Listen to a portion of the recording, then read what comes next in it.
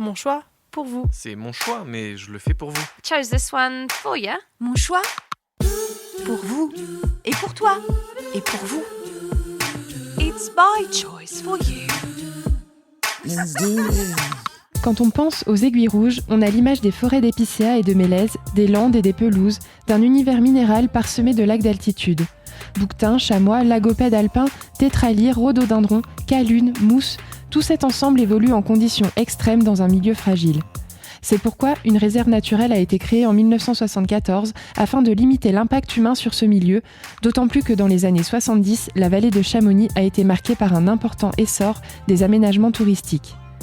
La réserve naturelle des Aiguilles Rouges s'intègre dans un vaste ensemble d'espaces protégés de 15 500 hectares allant de Sixte-Fer à Cheval à la vallée de Chamonix-Mont-Blanc. Son nom vient de la teinte rouge de la roche due à l'oxydation du fer sur le gneiss.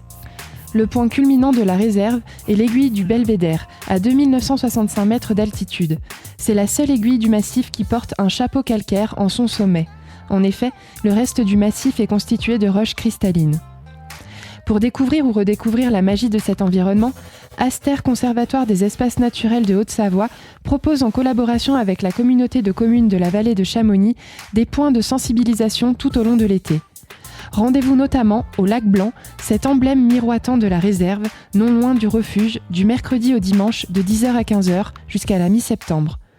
Venez rencontrer Yonaël Ferreri, l'animateur nature de la réserve des Aiguilles Rouges, et ses collègues pour mieux comprendre l'environnement dans lequel nous évoluons en tant que randonneurs.